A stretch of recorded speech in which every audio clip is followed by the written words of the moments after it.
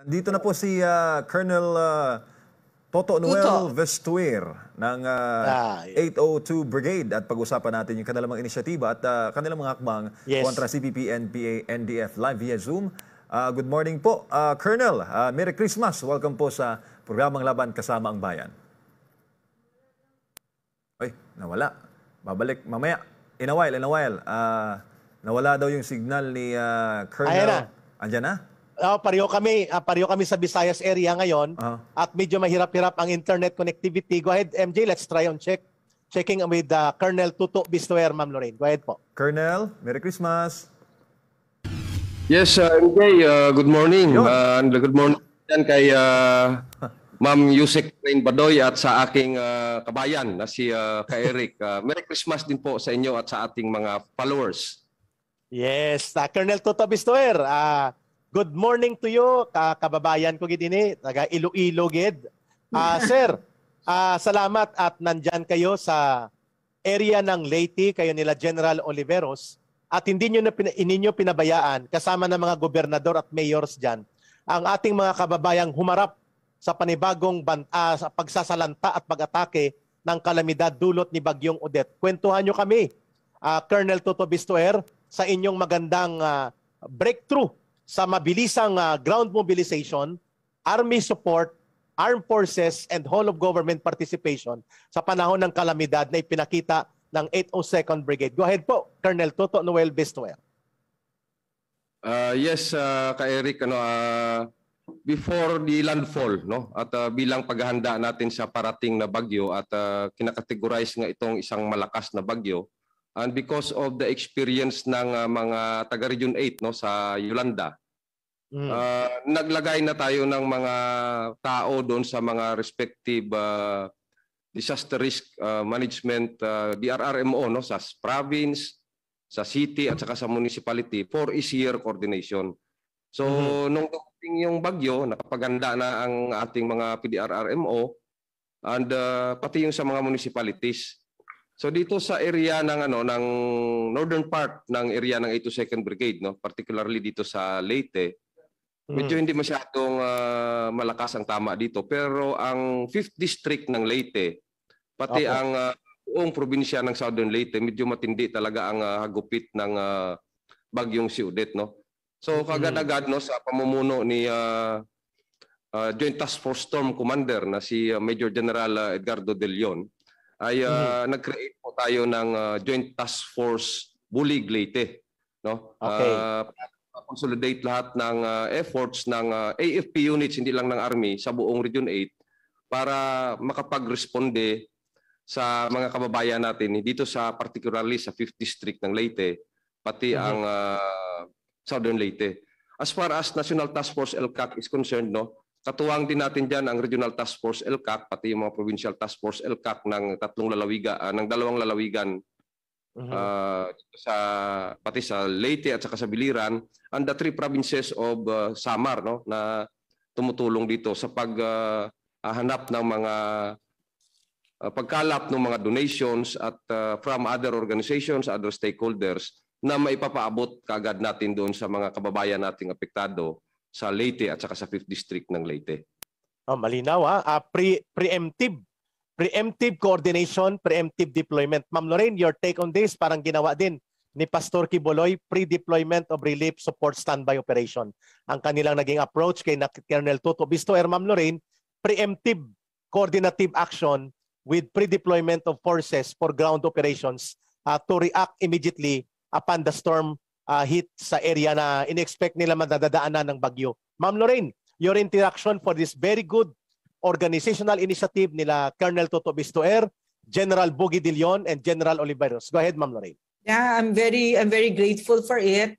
Congratulations and thank you, Colonel Toto, diba? So I'm very happy that it has happened. But the truth is, ever since the president sat in office, that was one of his first priorities. One of the top priorities of the president was yung disaster risk management, and everything actually has been preemptive. Even the building of what they call that, the evacuation centers all over. Yeah, everywhere you go, there are evacuation centers. I can't remember this place that I went to just recently na ang ganda ng evacuation centers, all these little provinces that I've been to. So I'm really, and at saka naman yung AFP, no? Para I think that it's really, we've really learned so much from Yolanda and the past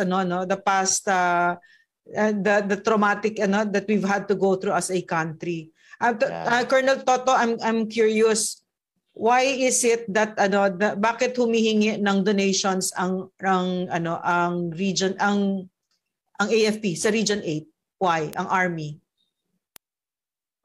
Yun ma'am, nakikita kasi natin ma'am yung kaagad-agad na pangangailangan.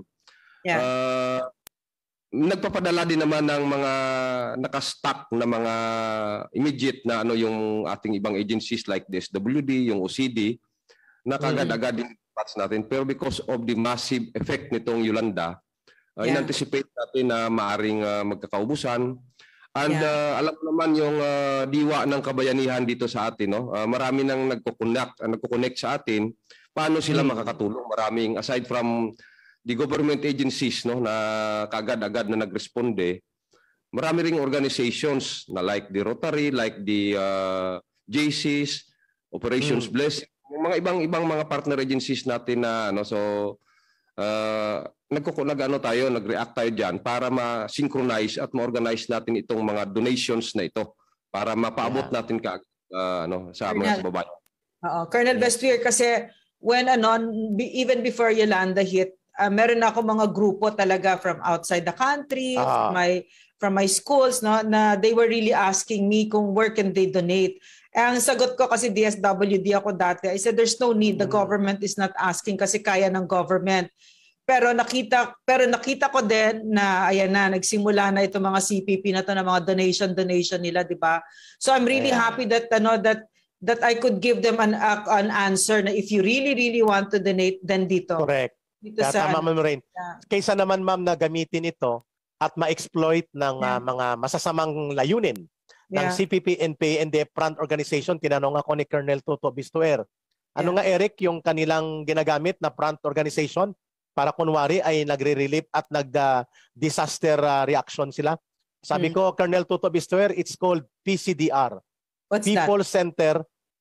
People's Center for Disaster Relief. Ayun. Isa itong institusyon na kanilang binuo, hindi ko sigurado, Colonel Toto Bistuer, Ma'am Lorraine, kung rehistrado sa Securities and Exchange Commission. We can let AMLAC and SEC check on this. Kasi milyon-milyon na pundong pumapasok dito. At hindi alam ng government saan na pupunta. At ginagamit nila palagi ang kalamidad at mga sakuna, baha, landslide, bagyo, lindol, at mga kalamidad. Colonel Toto Bistuer, you are correct.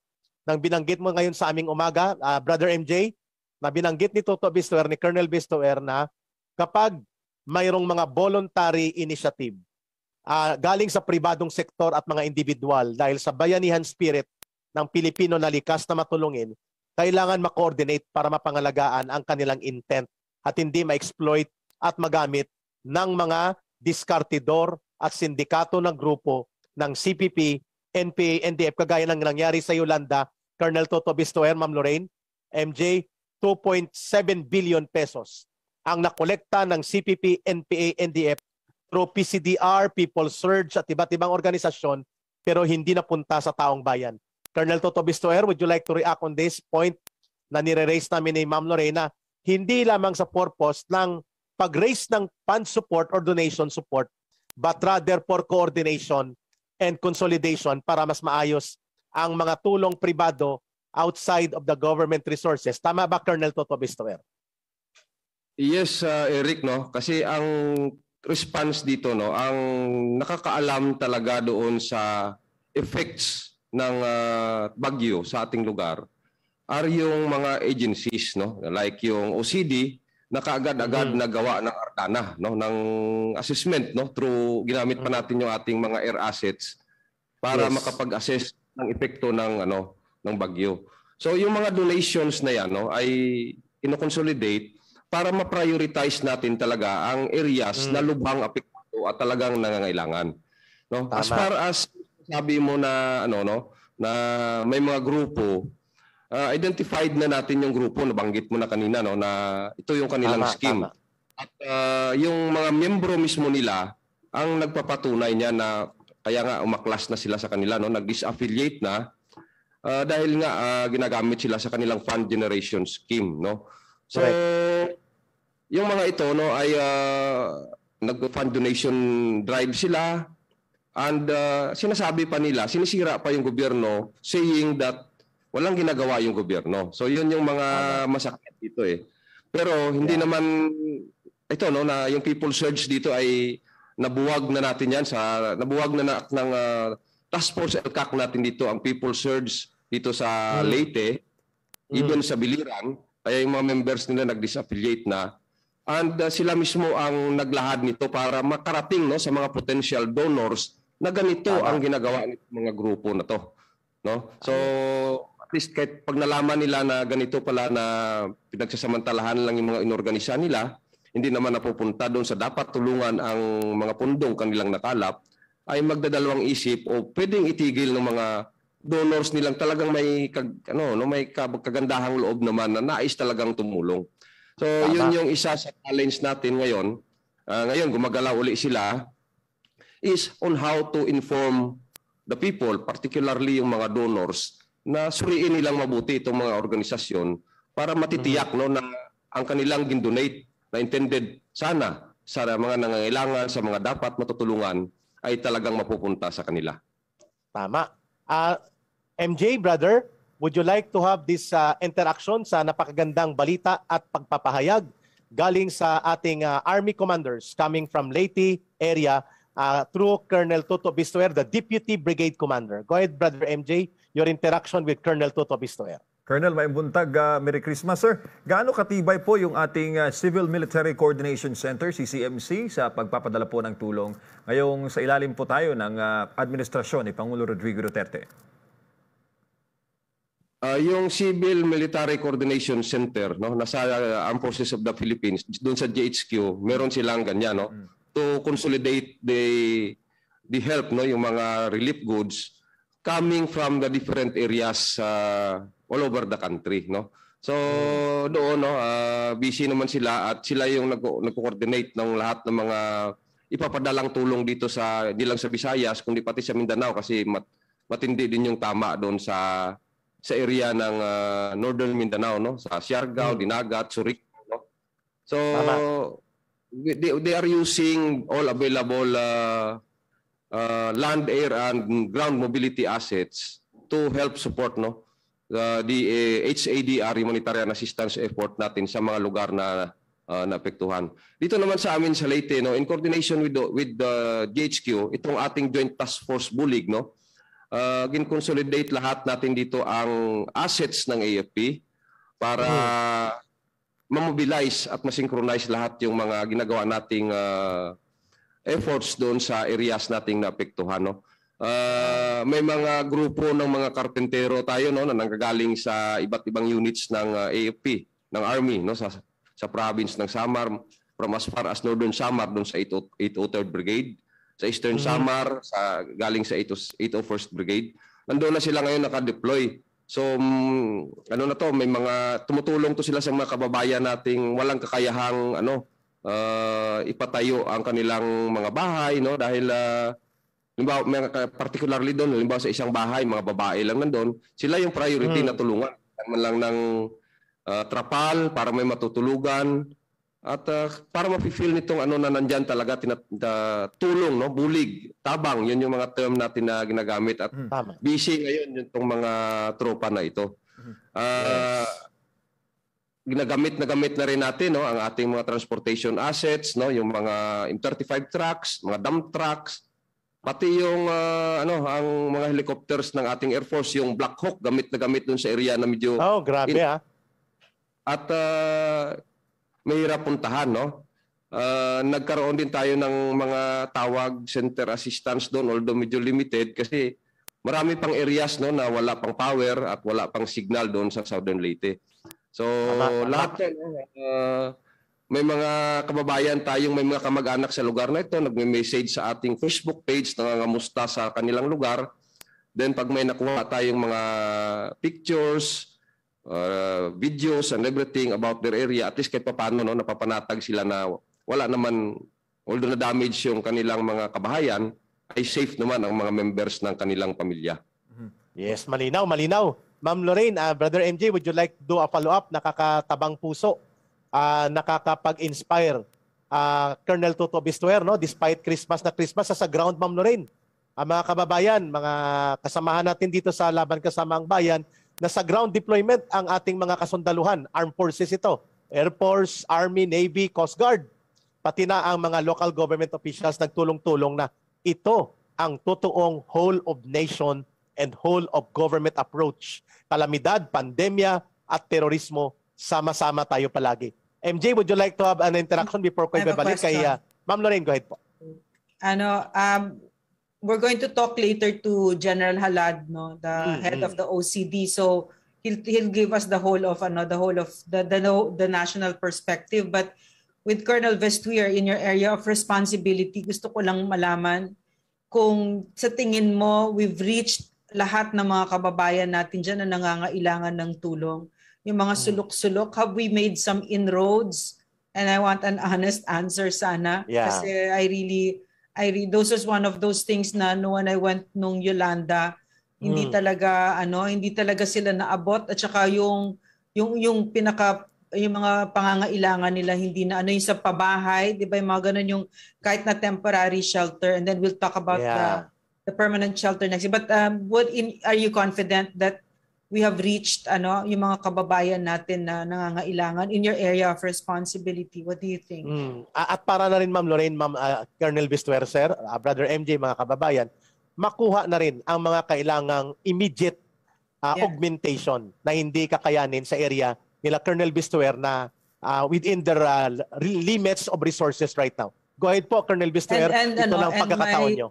Yeah, and my other question also, Colonel Vestuer, is that nagkakaroon ba ng coordination down on the ground with other agencies ang 807 Brigade?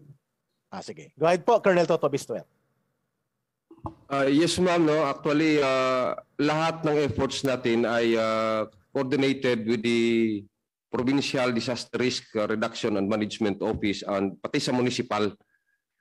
Since we have our troops on the ground, no, na makapagbibigay ng correct picture, sinasabi natin ito sa ating counterparts, no, sa PDRRMO. Ang mga agencies, nandoon din po sila, ma'am, and palaging pinag-uusapan kung parang law of supply and demand, no, na ito yung available na mga goods natin, saan ang dapat natin dadalhin ito, saan pa yung hindi nadadalhan. Kasi sa ngayon, right now, no, we believe hindi pa natin talaga narating lahat, no, because of maluwang area, ma'am. Pero tuloy-tuloy naman ang ating ginagawa, no, na may mga areas na like Limasawa na island yan siya. Malayo yan. Malayo yan. Yung Coast Guard natin at saka yung Black Hawk nakapag-drop na doon ng mga relief goods, no, mga pagkain, mga trapal and everything na pwede nating maibibigay doon. Yung mga liblib, no, mga isolated areas, no, mga tropa natin ay may mga tropa tayo doon na nakadeploy. Siguro right now hindi pa natin talaga nabigay lahat, napuntahan yung but we could assure na ongoing yung ating ginagawa, and hopefully as days go on, no, mapupuntahan at mabibigyan natin ng tulong ang mga kababayan natin kahit sa liblib na lugar. And just for the information pala, no, ng ating mga viewers, yung through the AFP CMCC or Civil Military Coordination Center, no, may mga barko na ng Navy, no, na parating dito sa atin. May mga kargang mga relief, marami ito. Merong isa na pupunta ng Liloan, Southern Leyte, at yung isa ngayong araw na to para sa Maasin. Karga ang mga goods galing sa DSWD. I'm not really sure kung sa National DSWD ito or sa Region 5 kasi galing sa Sorsogon itong barko ng Navy. So nagdadagsaan yung tulong dito, and ito yung mga pinag-usapan ng mga iba't ibang agencies na nai-involve dito. So Regional Task Force LCAC 8, no, na nandyan lahat yung mga clusters, ay on board din po sila, ma'am, sa ating mga efforts na to. Hindi lang ang AFP, kundi lahat halos, ma'am, no, and we are just trying to make use of what available assets we have para mapabilis ang pag-deliver nitong mga tulong sa ating mga kababayan. Wait, one more question. I'm sorry, one more question. Go ahead, ma'am. Go ahead. Kasi one of those things that nung pumupunta ako sa Yolanda noon, one of those things that was just so common and so enraging, Colonel Vestuir, was yung mga, for instance, yung mga barangay captain o yung mga mayor na nag-iimbak ng relief goods tapos pinipili kung kanino binibigay yung mga voters nila, especially leading towards an election year. So are there any efforts to make sure that that doesn't happen? No, and in case that you have any news about something like that, you please tell me, okay? And if you can also give us an assessment. Okay, kasi yung namasaya ako sa sinabi ni Colonel Vestuir that there's coordination with the NDRMMC, di ba? Kasi yun yung mali nung nangyari sa Yolanda. Walang coordination. So bababa, for instance, yung gobyerno ng Japan, tapos walang coordination, tatayo lang sila doon and then biglang magbibigay ng relief goods kung kani-kanina na lang, 'di ba? So ganun yung nangyari. So maraming din nakakuha, etc. So it is so heartbreaking. So Colonel, I'm sorry. Could you please... Colonel, 2 minutes lang sir. Bago mo po sagutin yung napakagandang tanong ni Ma'am Lorraine, papel ng politiko na dapat hindi nagagamit sa eleksyon ang pondo at ang mga relief goods at ang coordination at command system. Yun po ang wala, Ma'am Lorraine. Sa panahon ng Yolanda, kasing ginawa ng DILG na siya dapat ang nanguna under the office of the president din, ay pinulitika ang mga biktima. Yeah, no, we're talking about Marojas. Na imbis na mag-command, Romualdez and the president is an Aquino. Is an Aquino. Paulit-ulit niya pang sinabi 3 times sa recorded video. So kung gano'n ang mindset ng namumuno, ay problema talaga ang command system. Pag walang command system, the organization will collapse. And once the organization will collapse, the enemies will take advantage of this. Tama ba, Colonel Vestuir? Ito ang iniiwasan po natin na mangyari dyan sa area ninyo at sa buong efforts ng armed forces for that matter. Go ahead po, Colonel Vestuir. Wait, hold on ha. And yet, Eric, even though, siyempre ganyan, pag ganyan ang leadership, talagang grabe, di ba? And yet we also know, I've heard over and over of really corrupt local chiefs, di ba? And who use calamities like this to get their constituents in line, di ba? Parang loyalty check. Wala kang relief goods, so ganon. Yes. So go ahead po, Colonel Toto, that is a very categorical question and I hope kakayang sagutin ni Colonel Vestuir ito, ma'am, right now sa kapasidad na inabot ng ating professionalism ng ating armed forces. Go ahead po, Colonel Vestuir. Yes, no, thank you for that question, ma'am. Mahirap na question yan, no? But honestly, no, wala naman po tayong nare-receive na report, no, na may something na ganyan, no? Except for some doon sa social media nung magkakabilaan, siyempre magawa sila ng issue. But as far as our observation is concerned, no, itong established mechanisms natin, like yung Task Force LCAC, no, na nandyan talaga, no, na gumagana na, like yung ating NDRRMC, MDRRMO na may regular na mga meetings at pagana natin, medyo naiwasan na natin ito ng konti, itong mga may political color sa pagsasagawa natin ng itong mga humanitarian assistance at saka disaster relief operations. So, ang mga local government leaders, although yung iba dyan naman re-elect uli, but may mga kasama kasing may mga kasama ding ibang agencies at hindi naman hindi naman siya nakakapagdikta talaga, kundi nakikinig naman tong mga ito sa mga assessment at saka mga pagpupulong as far as saan ba dapat to dadalhin yung mga relief goods, ano ba ipa-prioritize natin. And yun, nakikita naman namin dito, no, na because of the ongoing system na established na. So hindi naman masyadong itong political color, no, sa ating sinasagawang pagbigay ng humanitarian assistance and disaster relief operations po, ma'am. At least maliwanag, Ma'am Lorraine, no? Brother MJ, much that we would like to question sana pa kay Colonel Toto Vestuir, Ma'am Lorraine, yung kanilang massive conversion campaign para sa pagbabalik loob at pagyakap ng mga dating mass base ng CPP, NPA, NDF ay babalikan ka namin, Colonel Toto Vestuir, next week. Kasi naka-line up na si General Halad And magandang balita din yan na pag-usapan natin with your brigade commander.